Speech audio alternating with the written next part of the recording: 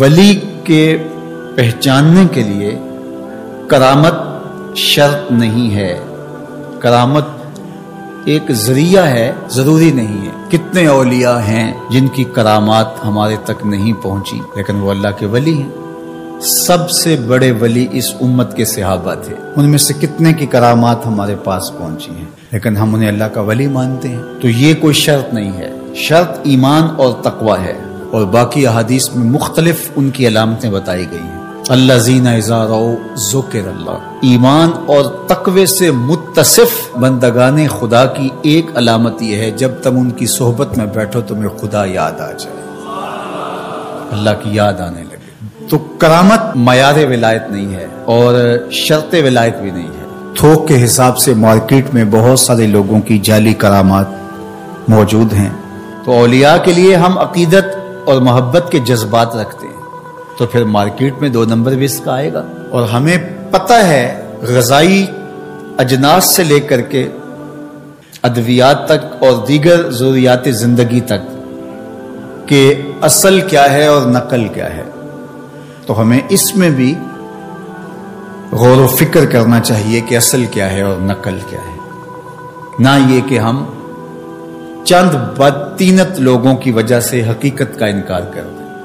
تو آج بھی کچھ لوگ ہیں جو کہتے ہیں جی چھوڑو، ہم نہیں مانتے کرامتوں شرامتوں کو، اس طرح کے لفظ بولتے ہیں، جبکہ کرامت کا من حیث الکرامت انکار کفر ہے۔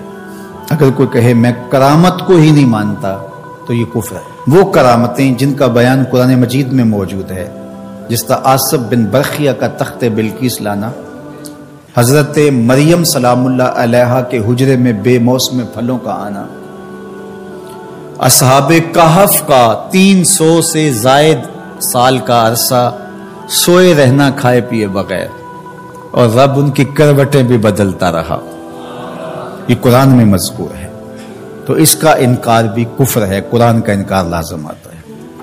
اگر کسی کرامت کا بیان حدیث متواتر میں ہو تو اس کا انکار بھی کفر ہے، لیکن ایسی کوئی کرامت نہیں جس کا ذکر حدیث متواتر میں ہو۔ البتہ احادیث مشہورہ اور احادیث احاد میں کرامات کا بیان موجود ہے، تو ان کا انکار بھی گمراہی ہے۔ جس طرح وہ 3 لوگ جو غار میں پھنس گئے تھے، انہوں نے پھر دعائیں کی اور پتھر ہٹا۔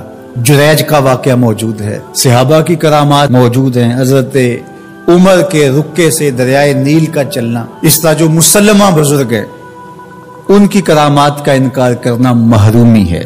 لیکن یہ بات بھی ذہن میں رکھے کہ کرامت اللہ کی طرف سے بندے کو دی جانے والی ایک عزت ہے، لیکن ولی کی زندگی کا مقصود رضائے الہی کی طلب ہے، کرامتوں کی طلب نہیں۔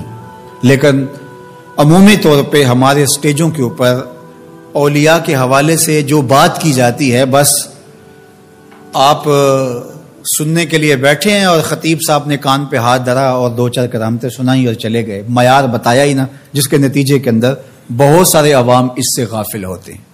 میں اللہ کا شکر ادا کرتا ہوں کہ ہم نے ہمیشہ اس بات کا التزام کیا ہے کہ لوگوں کے سامنے پوری تصویر رکھیں، کیونکہ مجھے اس بات کا احساس ہے کہ آپ لوگ کتنی محنت کر کے کہاں کہاں سے چل کے آتے ہیں، پورے پاکستان میں بلکہ پوری دنیا میں ہم جہاں گئے ہیں، ہمارے سامنے جو لوگ آ کے بیٹھتے ہیں زیادہ تر طبقہ باشعور لوگوں کا ہوتا ہے، تو پھر ہماری ذمہ داریاں اور زیادہ بڑھ جاتی ہیں کہ ہم جو ہے وہ ان کے سامنے وہ بات کریں جو بات کرنی چاہیے۔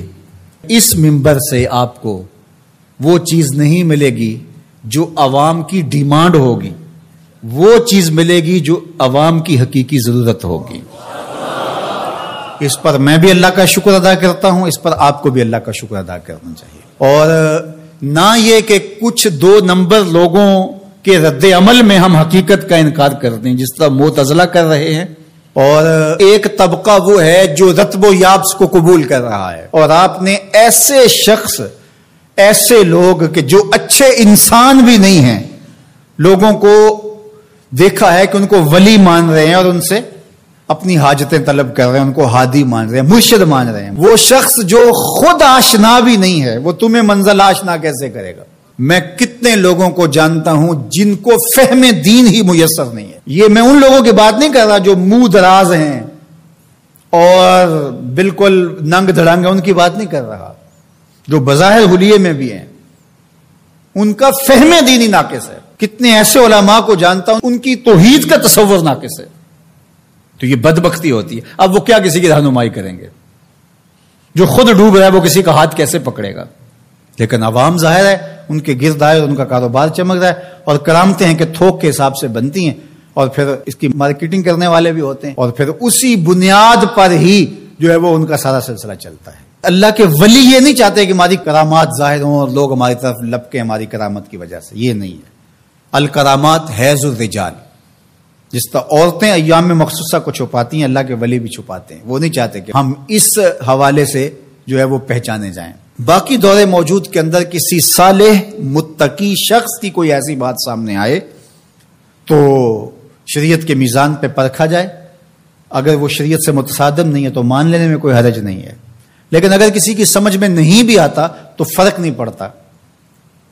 لیکن کسی ولی سے کوئی دشمنی نہ رکھے.